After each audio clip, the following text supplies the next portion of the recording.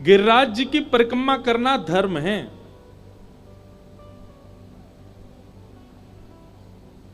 पर कब? जब वह केवल शरीर से की जा रही है, बस पूरी करनी है, कैसे करके 21 किलोमीटर पूरे करने हैं। पर गिरिराज जी की परिक्रमा परम धर्म कब है? जब वो मन से की जा रही है, भाव से की जा रही है, इस प्रकार से की जा रही है कि एक एक क्षण में कोई ना कोई भाव प्रकट हो रहे हैं। हमने दंडवती परिक्रमा करी गिरिराज जी की। दुनिया के लोगों को दंडवती करने में लगते होंगे, बहुत फिट लोग होते हैं तो वो तो 6-7 दिन में कर लेते हैं, अनफिट लोग होते हैं तो ज्यादा से ज्यादा 10-12 दिन में कर लेते हैं, बहुत ही अनफिट होते हैं तो 15 दिन में करते हैं। हमने 6 महीना में करी।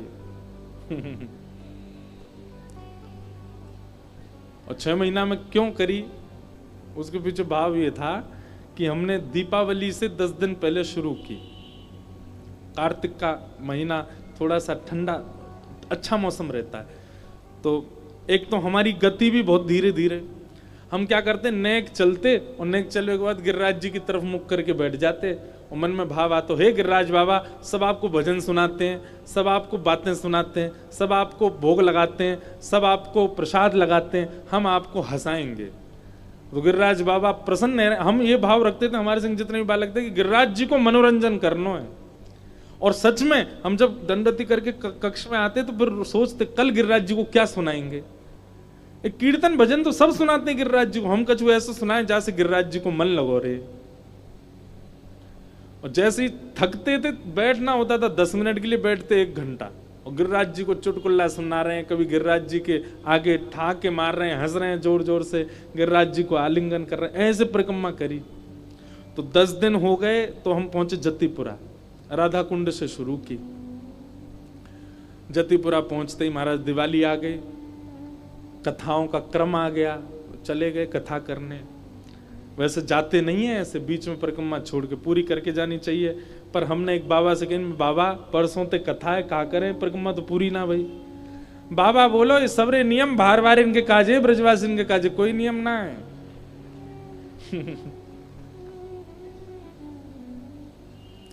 बोलो गंगा मैया की जय। तो हमसे एक ब्रजवासी बोलो, भैया सबरे नियम भार वार जिनके काजे हैं, और तुम तो दंडवती भी काय को लगा रहे हो। गिरिराज बाबा को श्रम और हो तो होगा, बताओ ब्रजवासी काय को लौट रहे हैं मेरे आगे। इनके काजे तो मैं यहीं विराजमान है गया हूं, इनके काजे तो मैं यहीं पर बैठ गया हूं डट के, जे काय को इतना श्रम कर रहे हैं। मैंने कहा बाबा हम परिक्रमा कोई पुण्य की कामना, कोई भावना वैसे नहीं कर रहे हैं, हम तो गिरिराज बाबा के संग में कछु दिना रहे हैं, यहाँ हमारे कर रहे हैं। तो बढ़िया कथा करके आओ, फिर समय मिले फिर आदि फिर कर लियो। फिर कथा करने गए, फिर होली के आसपास 10 दिन का समय मिला, फिर गए और फिर 5-6 दिन के अंदर फिर जतिपुरा से और वहां तक करी। तो दिन देखो तो 15 दिन में ही लगे, लेकिन वैसे देखो तो 6 महीना में लगे। अच्छा एक घटना और घटी, बताता हूं कभी कोई कथा में। 3 बाबा गिरिराज जी में 3 परिक्रमा लगाते हैं रोज, 2 परिक्रमा 3 परिक्रमा। तो जब हम दंडवती लगाते थे तो वो बाबा, अभी उनमें से एक महापुरुष तो भगवत धाम निकुंज गमन हो गया, उनमें से वो बाबा पीछे से आते हो, मैं दंडवती कर रहा हूं तो पीछे से ही पाम छू के चले जाते। मैंने कहा बाबा आप क्यों चरण छूते हैं, आप ऐसे श्रम मत। बोले अरे ब्रज में जन्मे आप, बंगला बोलते थे, थोड़ी बंगला उनकी लिपि थी, ब्रज में जन्मे आप, ऐसे व्यास जी के घर में जन्मे आप और स्वयं व्यास बन गए आप, ब्रजवासी हो आप और यहां दंडवती लगा रहे हो। इतने सौभाग्य से हम चूकना नहीं चाहते, हम तो डकैती डालेंगे पैर छूने की। तो जब मैं बीच में चला गया आधी करके, जब आधी करने दोबारा आया, बाबा फिर मिले, बाबा मेरे को दंडवत करने। मैंने बाबा ऐसे मत करो। बोले अरे हमने साधक बहुत देखे, ब्रजवासी बहुत देखे, आप जैसा नहीं देखा। मैं क्यों? वो 6 महीना नहीं हुआ तुमने दूसरी परिक्रमा भी शुरू कर दी, इतनी जल्दी आ गए। गिरिराज बाबा बहुत कल्याण करेंगे आप पे, तो निश्चित दर्शन हो जाएगा। मैंने कहा बाबा पहली चल रही है अभी, अभी पहले ही पूरी ना हुई है। बाबा बहुत जोर से ऐसे हृदय से लगाए, अश्रु आ गए उनके आंखों में। आप ब्रजवासी काहे को श्रम कर रहे हो, हम लोग करें ना ये श्रम। तो मैंने कहा नहीं महाराज जी, ठाकुर जी हमारे पास बड़ी सहजता से मिल गए, कहीं सहज से मिलने वाली वस्तु का हम मूल्य ना भूल जाएं, इसलिए ये करना चाहिए। ये बात ठीक है, जो ब्रजवासी भी सुन रहे हैं ना कथा, उनते हुए कह दूं भैया, ब्रजवासी कई बार बहुत ज्यादा वोट ले लेते हैं, बहुत ज्यादा ठाकुर जी की वोट ले लें, हाँ हम ब्रजवासी, हमें तो सबकी छूट है, हम ब्रजवासी, ऐसा मत करे करो। कभी कभी साधना ब्रजवासियों को भी करनी चाहिए। वैसे तो नहीं है, अब ये बात बोलने में भी अटपटी सी लग रही है कि ब्रजवासी साधना करें, पर हाँ कभी कभी करनी चाहिए, जासे और प्रेम बढ़े प्रियतम के प्रति, करनी चाहिए। तो जब आप देह के शुद्धता के लिए, पुण्यों की प्राप्ति के लिए जब आप कोई कर्म करते हैं तो वो धर्म कहलाता है। पर जहां देह का कोई ध्यान नहीं है, अपनी अंतरात्मा के लिए आप कुछ करते हैं, वो परम धर्म कहलाता है।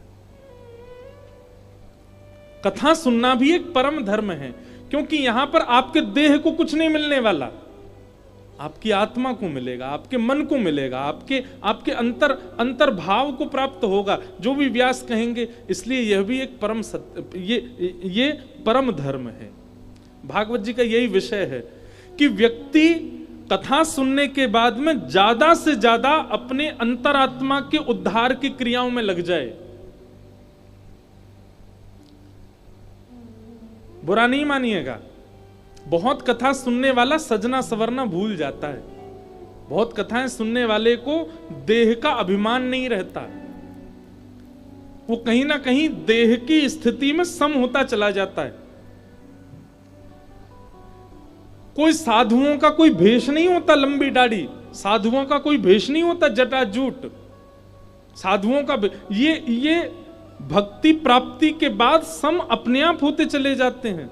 इनको नहीं होती इच्छा कि हम सुंदर बन के रहें, नहीं होती इच्छा कि हम केश काट के रहें, नहीं होती इच्छा कि हम चटकदार कपड़े पहन के रहें। वो सम उनकी स्थिति में आ जाता है, मन में आ जाता है, अपने आप साधु का भेष निर्माण होता चला जाता है।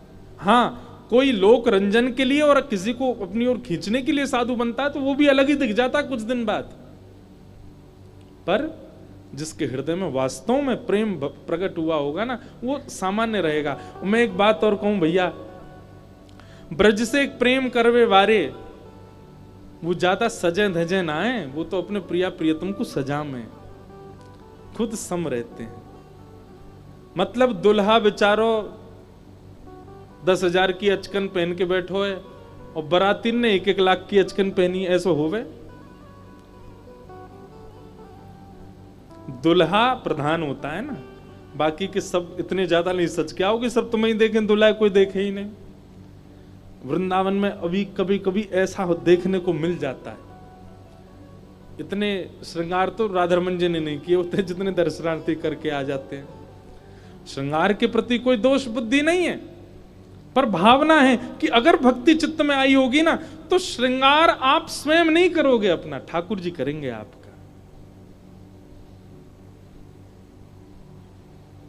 तू अपनो श्रृंगार करत है, तू अपनो श्रृंगार करत है, ये दर्पण हाथ दिखावत है, ये दर्पण हाथ दिखावत है। बहुत प्यारा पद है।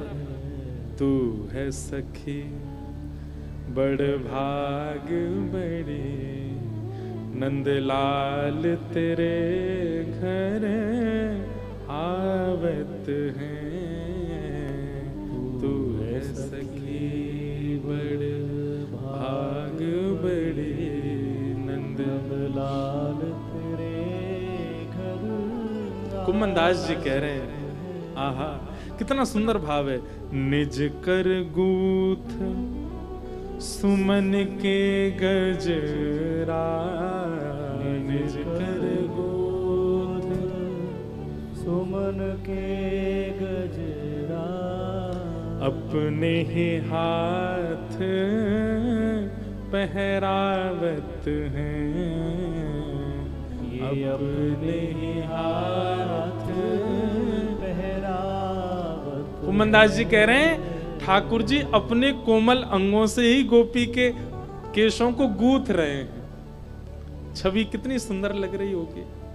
ठाकुर जी अपने हाथन से ही केश गूंथ रहे हैं और केश गूंथ करके फिर अपने हाथन से ही उसमें सुमन के गजरा अपने ही हाथ पहरावत हैं। एक बात कहें बंधुओं, वृंदावन प्राप्त होने के बाद भी यदि वैष्णव स्वयं साधन कर रहा है ना अपने लिए, तो ठाकुर जी पीछे ही रहते हैं, बोले कर तो रहो खुद ही, मैं काहे को जाऊं। लेकिन कहीं ना कहीं जब किसी भाव का त्याग कर देता है ना, तो ठाकुर जी के मन में आती है कि या नहीं ये छोड़ दियो, मैं ही जाऊं, मैं ही जाकर के नेक याकू सजा आऊं, नेक सवार आऊं, याकू नेक देख आऊं। सूरदास जी के पास नेत्र नहीं है, पर सूरदास जी ने इसका कोई साधन नहीं किया। अरे चाहते तो 2-4 सेवक रख लेते। सूरदास जी के अनेक शिष्य थे। सूरदास जी के चरित्र में आता है कि सूरदास जी जब अपनी प्रारंभिक स्थिति में थे तो उनके हजारों साधक हो गए थे, उनके आगे पीछे रहने वाले।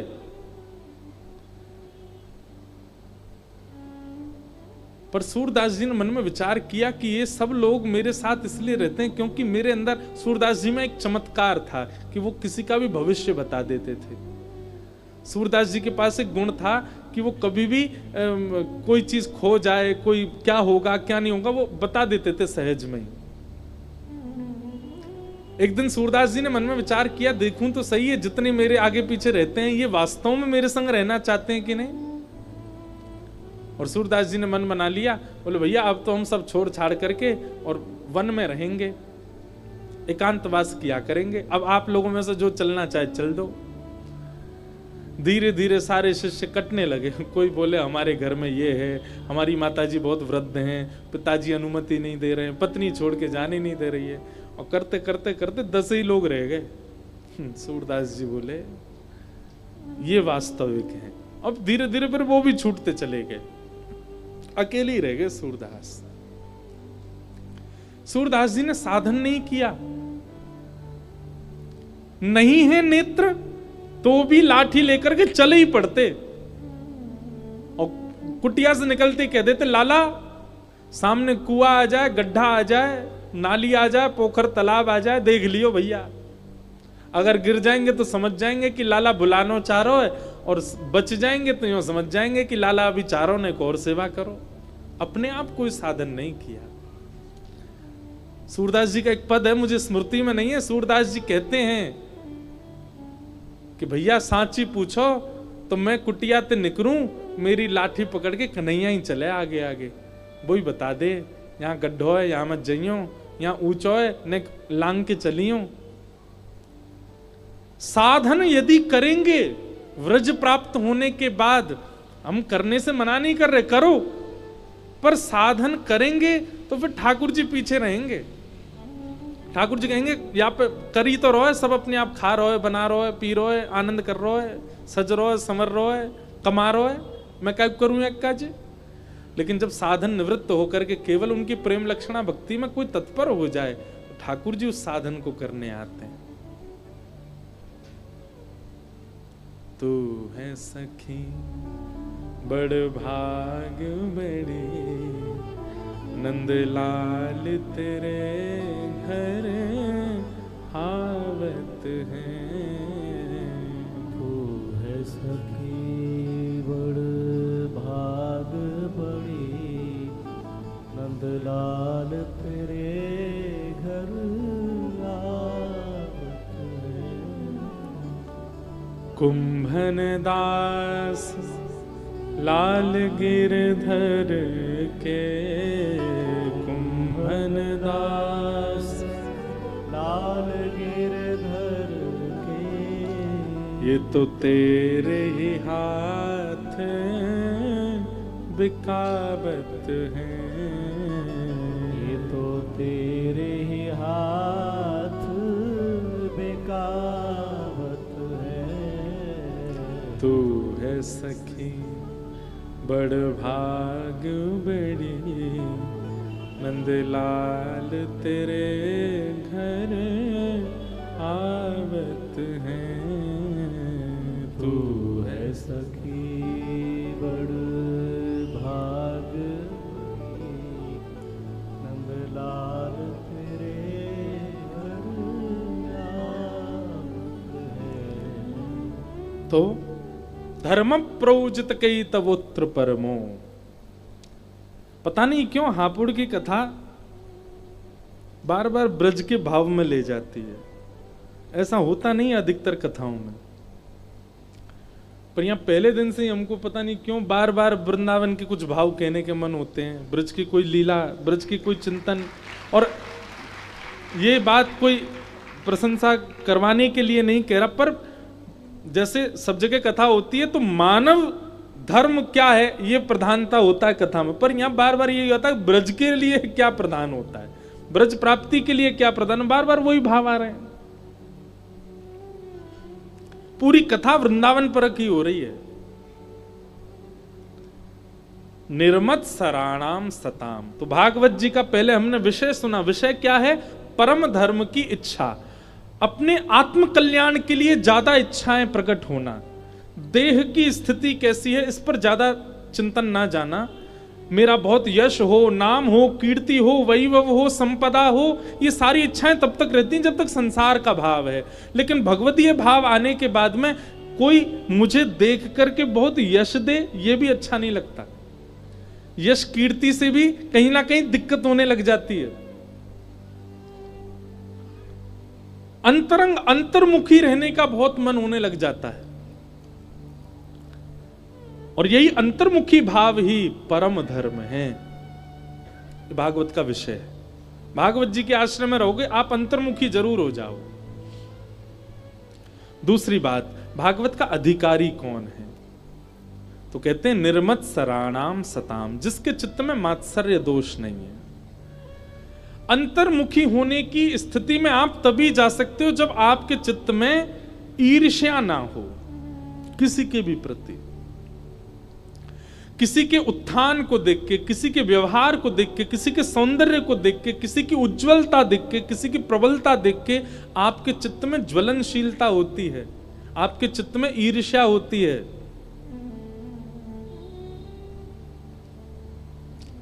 तो ठाकुर जी बहुत दूर हैं आपसे। हमने कितने चरित्र सुने हैं। आज हमारे मध्य में नवनीत जी भी आए हैं, भक्तमाल जी का बहुत सुंदर उत्सव करते हैं गाजियाबाद में। आपने भी अवलोकन किया होगा, और हो सकता है कि मैं गलत भी हो सकता हूं, तो मैंने तो अभी पहली भक्तमाली करी जयपुर में, उसमें भी रसिक त्रिवेणी, स्वामी श्री हरदास जी, त्रिवंश महाप्रभु, हरिराम व्यास, 3 चरित्र रहे। पर जितने भी भक्तों के चरित्र देखे, एक बात अनुभव की है, व्यक्ति के अंदर क्रोध का यदि स्वभाव था उसने भी ठाकुर जी को कभी ना कभी पा लिया। लोभ का स्वभाव था, कभी ना कभी उसने भी ठाकुर जी को पा लिया। काम का स्वभाव था, उसने भी ठाकुर जी को कभी ना कभी पा लिया। अरे भक्ष सेवन करने वालों ने भी ठाकुर जी को पा लिया, लेकिन ईर्ष्यालु नहीं पाया। ईर्ष्यालु को ठाकुर जी नहीं मिले। महाराज जी कोई ईर्ष्यालु भक्त की कथा है, और ईर्ष्यालु अगर होंगे भी ना तो वो कैसे होंगे? कोई की भक्ति में एकाध वो भाव आ जाता है ना, या कि ठाकुर जी जैसे हरिराम व्यास जी ने जाकर के और श्री हमारे गोपाल भट्ट गोस्वामी जी से कह दी, झूले रे झूले मेरे गंडकी नंदन, है जैसे भटा कढ़ी में बोरे अंग लगायो चंदन, झूले रे झूले मेरे गंडकी नंदन। अब वहां क्या कह रहे हैं हरिराम व्यास जी? बोले ऐसे लग रहे हैं जैसे कोई बैगन जो है का कढ़ी में बोर दियो हो, क्योंकि गोपाल भट्ट जी के तो केवल शालिग्राम जी थे पहले। बोले ऐसा लग रहा हो कोई गहरे रंग वारो बैगन कढ़ी में बोर के धर दियो हो, क्योंकि शालिग्राम जी के ऊपर चंदन लगा हुआ था। झूले रे झूले मेरे गंडकी नंदन। बस अब इसको आप क्या मानोगे? ईर्ष्या? नहीं, ईर्ष्या नहीं है, केवल एक भाव ऐसे, ये क्या बोले, विनोद भाव था। और इसी विनोद भाव से देखो कैसा कैसा विरह उद्दीपन हुआ श्री गोपाल भट्ट गोस्वामी जी के चित्त में, रात भर रोते रहे। और नरसिंह चतुर्दशी से ठीक एक दिन पहले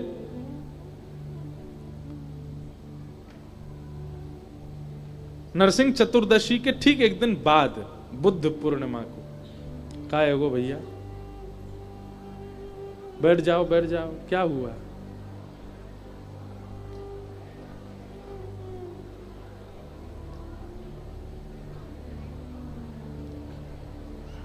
कौन आगो भैया? हैं? सांप? सांप? कोई ये काट तो ना गयो भैया? हैं? परीक्षित जी को ढूंढ तो नहीं रहे तक्षक सर्प? श्री कृष्ण गोविंद हरे मुरारे, हे नाथ नारायण वासुदेवा। श्री कृष्ण गोविंद हरे मुरारे, हे नाथ नारायण वासुदेव। श्री कृष्ण गोविंद हरे मुरारे। माँ सब ठीक है माता जी? उस सांप वाली मैया, अरे सुन तो लो ने, कौन यही है गुलाबी वाली? कौन कौन के पास आया था सांप? ठीक है सब, कोई दिक्कत तो नहीं है? हाँ कोई बात नहीं, शेषनाग आ गए, अब ठाकुर जी भी आ जाएंगे।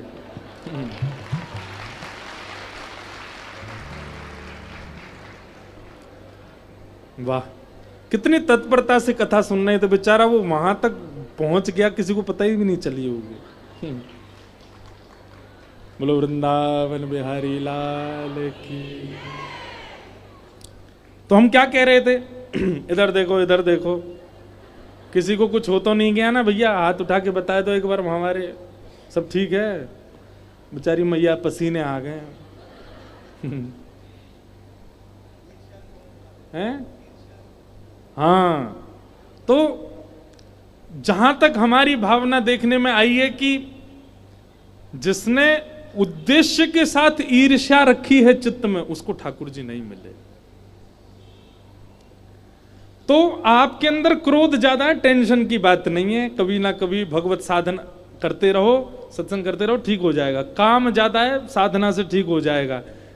लोभ, ईर्ष्या, द्वेष, अभिनिवेश आदि आदि ये सब ज्यादा हैं, तो ये भी ठीक हो जाएगा। पर द्वेष यानी कि ईर्ष्या, अगर ये आपके अंदर प्रकट हुआ है तो आपका चिंता का विषय होना चाहिए।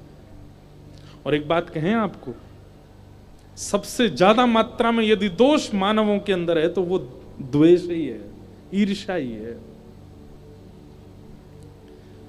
इसीलिए नहीं मिल रहे ठाकुर जी। ईर्ष्या का भाव नष्ट हो। निर्मत सराणाम सताम। तो भागवत जी का अधिकारी कौन? जिसके चित्त में ईर्ष्या नहीं है। इसका मतलब यह नहीं है कि ईर्ष्यालु व्यक्ति कथा नहीं सुन सकता। कथा में आए, कथा सुनना प्रारंभ करे, सुनते सुनते सुनते सुनते सुनते कुछ समय निकाले, कभी ना कभी तो कथा उसके चित्त से ईर्ष्या को नष्ट करेगी। तो आपके भीतर यदि कोई भी दोष विद्यमान है, निश्चिंत रहो। पर ईर्ष्या है तो चिंता होनी चाहिए, आपकी नींदें उड़नी चाहिए, आपका भजन बढ़ना चाहिए। निर्मत सराणाम सता, भागवत जी का सबसे पहला विषय, दूसरा अधिकारी। अब तीसरा, श्रीमद् भागवत जी का संबंध क्या है? वैद्यं वास्तवमत्र वस्तु शिवदम। श्रीमद् भागवत जी धन की कामना के लिए कोई यज्ञ नहीं है।